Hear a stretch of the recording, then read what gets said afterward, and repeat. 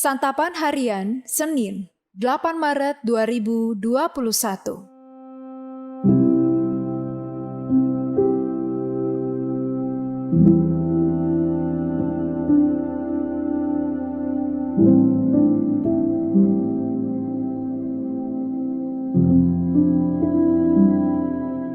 Inilah program Santapan Harian, sebuah program yang mengajak Anda menelusuri isi Alkitab, agar Anda menemukan makna firman Tuhan sesuai dengan konteksnya.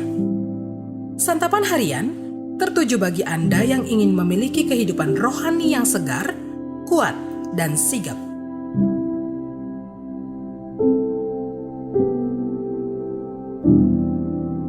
Hari ini kita akan membaca Injil Yohanes pasalnya yang ke-11, ayatnya yang pertama hingga ayatnya yang ke-44. Namun kita akan membacanya pada ayatnya yang ke-33 hingga ayatnya yang ke-44. Sebelumnya, mari kita berdoa. Bapa kami yang bertahta di kerajaan sorga, terima kasih. Engkau memberikan kami kesempatan untuk bisa mendengarkan firman-Mu pada hari ini. Kami mohon kepadamu Bapa, bantulah diri kami dalam memahami apa yang Engkau kehendaki dan Engkau rencanakan dalam diri kami melalui firman yang akan kami baca dan perdengarkan. Di dalam anugerah kasih-Mu Kristus, kami berdoa. Amin. Yohanes 11 ayat 33 sampai 44. Ketika Yesus melihat Maria menangis dan juga orang-orang Yahudi yang datang bersama-sama dia, maka masjullah hatinya. Ia sangat terharu dan berkata, "Di manakah dia kamu baringkan?" Jawab mereka, "Tuhan, marilah dan lihatlah." Maka menangislah Yesus. Kata orang-orang Yahudi, "Lihatlah betapa kasihnya kepadanya."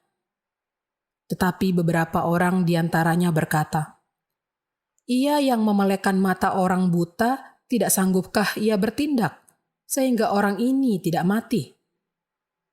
Maka masgullah pula hati Yesus, lalu ia pergi ke kubur itu. Kubur itu adalah sebuah gua yang ditutup dengan batu.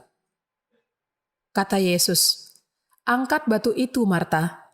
Saudara orang yang meninggal itu berkata kepadanya, "Tuhan, ia sudah berbau, sebab sudah 4 hari ia mati." Jawab Yesus, "Bukankah sudah kukatakan kepadamu, jikalau engkau percaya, engkau akan melihat kemuliaan Allah?" Maka mereka mengangkat batu itu. Lalu Yesus menengadah ke atas dan berkata, "Bapa, aku mengucap syukur kepadamu karena engkau telah mendengarkan aku. Aku tahu bahwa engkau selalu mendengarkan aku. Tetapi oleh karena orang banyak yang berdiri di sini mengelilingi aku mengatakannya supaya mereka percaya bahwa engkaulah yang telah mengutus aku." Dan sesudah berkata demikian, berserulah ia dengan suara keras, "Lazarus, marilah keluar." Orang yang telah mati itu datang keluar. Kaki dan tangannya masih terikat dengan kain kapan dan mukanya tertutup dengan kain peluh. Kata Yesus kepada mereka, "Bukalah kain-kain itu dan biarkan ia pergi."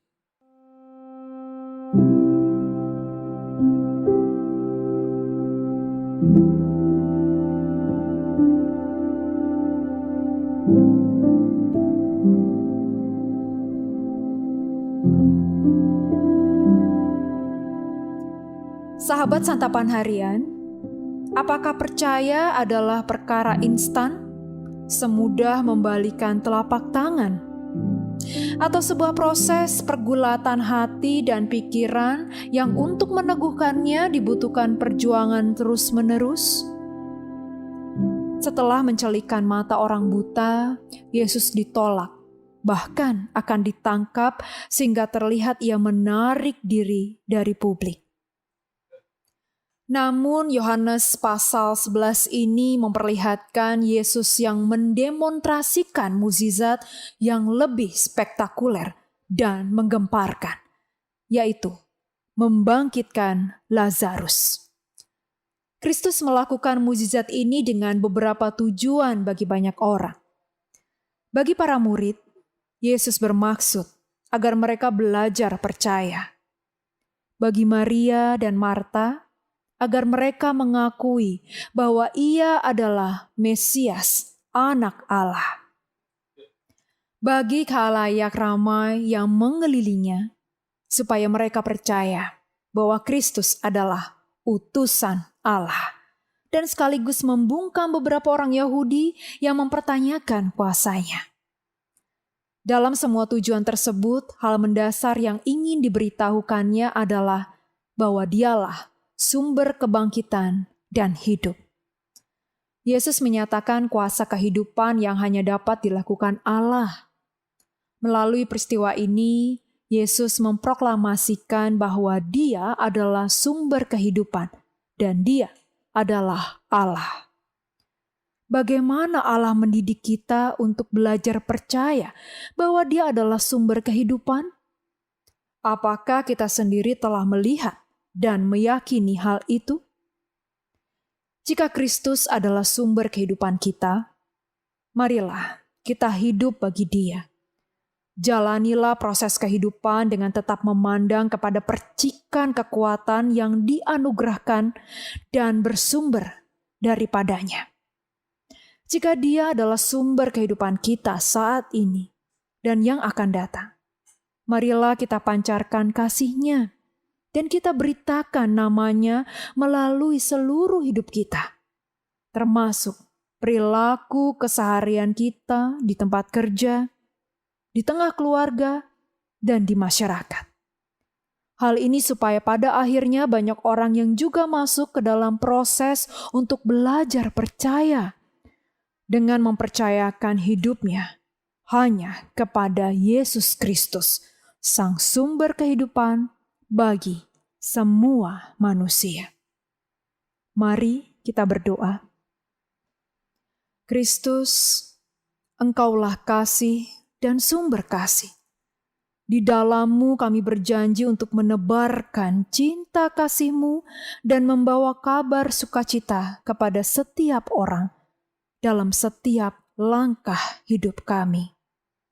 Kami mohon ya Tuhan, teguhkanlah dan kuatkanlah hati kami untuk mewujud nyatakan janji kami ini kepadamu. Di dalam nama-Mu, Yesus Kristus, kami bertelut. Amin.